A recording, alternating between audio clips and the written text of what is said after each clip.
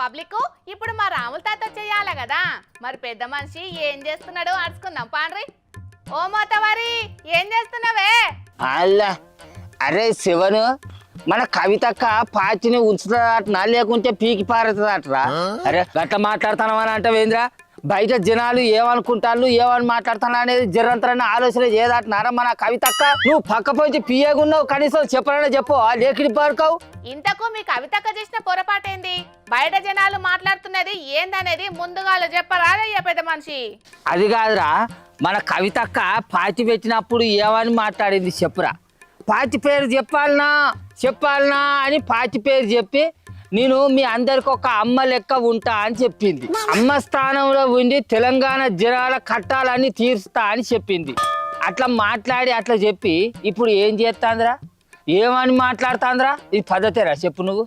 అరే నాయనా, ఇంతకు కవితక్క ఏమన్నది ఏం చేసిందని మీరు ఇంతగానో నారాజ్ అవుతున్నారే? అలా అలా అలా ఫోన్ కత్తిరింగా చేసింది కదా, ఈ లేకిడి పాడుకోవు.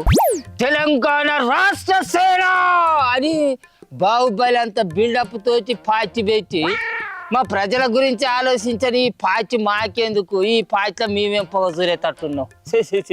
దండుగా ఈ పాచిలో పొడిగి వెళ్ళలేము మేము ఇక. అరే కవితక్క పెట్టిన టిఆర్ఎస్ పార్టీలో నీకు అవుతున్న ఇబ్బంది ఏంది తాత? అది చెప్పు, నేను కవితక్కకు చెప్తా గాని. అరే వచ్చిన ఆయన బుజ్జి, మరి ఆమె ఇంత విలువాలనో వద్దో నాకు తెలియదు కానీ మా కల్వకుంట్ల కవితక్క పాచి పెట్టింది ప్రజల కోసానికో లేకపోతే ఆమె అవగారింట్ల హక్కుల కోసానికో నాకు అర్థమే అయితే లేదు అంచనో. ఇవి ఇంత పంచాది పాచిలో మేము అనవసరంగా షరీకైనవా అని అనిపిస్తుంది అంచనో. ఓర్ని పార్టీ పెట్టిన 4 వద్దులకే గట్లెట్లా అంటవే తాత? ఇంకా మస్తు కాలం ముంగట్టున్నది. రాజకీయం అన్నప్పుడు పెద్ద పెద్ద సవాళ్ళను ఎదుర్కోవాల్సి ఉంటది. ఆ సవాళ్ళ సంగతి ఏమో కానీ మా అక్క టార్గెట్ అంతా కారు పాచే ఉన్నట్టున్నది. వాళ్ళ అయ్యా వాళ్ళ అన్న హరీష్ రావు సారే ఉన్నట్టున్నది. నువ్వు అంచె వాళ్ళనే తిడుతుంది, ఆ అంచె వాళ్ళనే కడుగుతుంది అంచను.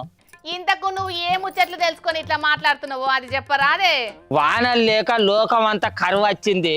రాష్ట్ర జనాలకు నీళ్ళు అందియాలని చెప్పి పార్టీలోళ్ళు, పార్టీల నాయకులు, కార్యకర్తలంతా కాళేశ్వరం నీళ్ళ గురించి మాట్లాడుతుంటే మా కల్వకుంట్ల కవితక్క ఏం మాట్లాడుతుంది ఒక్క పరీను? 1400 కోట్లు ఇవాళ బీఆర్ఎస్ పార్టీ అకౌంట్లు ఉన్నాయి కదా, అవి క్విట్ ప్రోకి కింద వచ్చినాయి కాదా? అవినీతి సొమ్ము కాదా? ఆంధ్ర కాంట్రాక్టర్లు ఇచ్చినాయి కాదా? పంచండి. అవినీతి సొమ్ము అంతా కూడా అమరవీరుల కుటుంబాలకు పంచండి. కుటుంబానికి ₹1 పంచండి. ఇంటానవా? మా అక్క ఒంటరిగా పోరాటం చేస్తానట. మరి ఈ మాటలను బట్టి మా అక్క ఎవరి మీద పోరాటం చేస్తుందో, ఎవరి కోసం పోరాటం చేస్తుందో నాకైతే అర్థమైతే లేదు. కారు పార్టీలకు ఎవరో ఇచ్చిన పండును జనాలకు పంచాలి అని అంటాంది కానీ అదే జనాలకు అధికార పార్టీలు ఇచ్చిన హామీలను నెరవేర్చాలని చెప్పి సర్కారును మాత్రం ఎన్నడూ ప్రశ్నించి అయితే అడుగుతలేదు. ఈ మాత్రం ఏదో నాకు అర్థమైతే లేదు అంటున్నాం. కవితక్క ఇంకా కారు పాటే అధికారంలో ఉన్నది కావచ్చని అనుకుంటున్నదేమోనే మరి.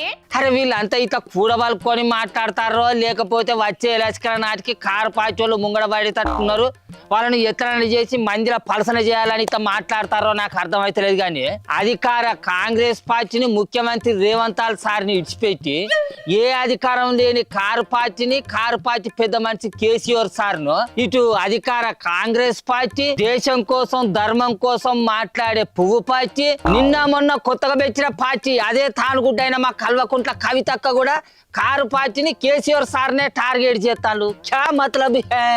మతలబ్ ఏం లేదు, మ్యాటర్ లేక తెరేనకాల ఏం నడుతున్నదో తెలియదు కానీ నువ్వన్నట్టు ఏ పాటలు చూడు కారు పార్టీనే టార్గెట్ చేస్తున్నారే. అరే గమ్మ పువ్వు పార్టీ లీడరు ఈటల రాజేందర్ అన్న ఎంత చక్కదనాలుగా మాట్లాడుతాడు.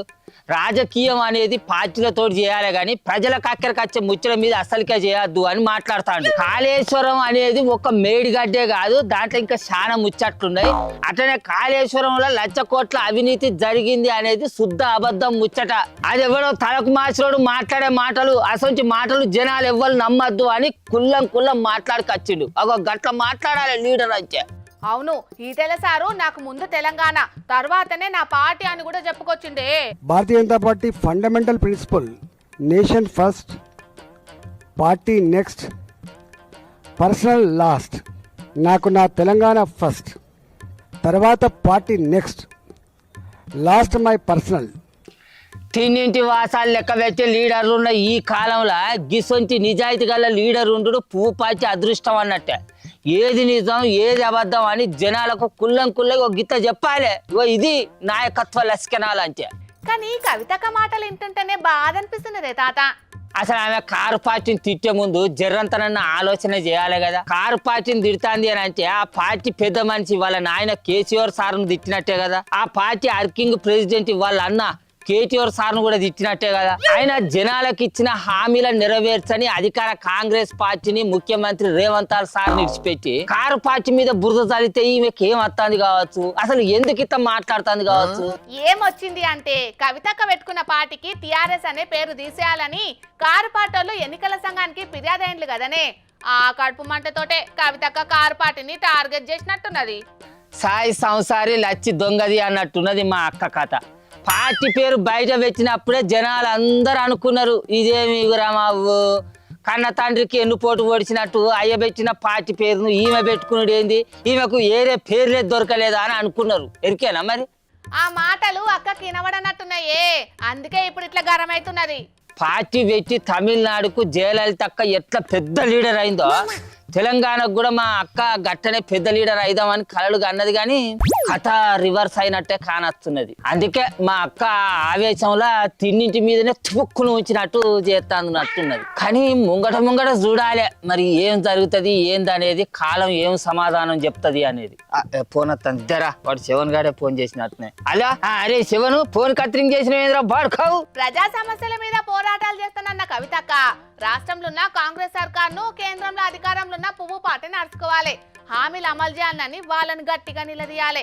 అంతేగాని అధికారంలో లేని కారు పార్టీ మీద ఎన్ని విమర్శలు చేసినా ఏముంటదోలా. కాకుంటే కారు పార్టీని ఎక్కువ బదనాం చేస్తేనే తన పార్టీకి ఫాయిదా అవుతుందని అనుకుంటున్నట్టున్నది.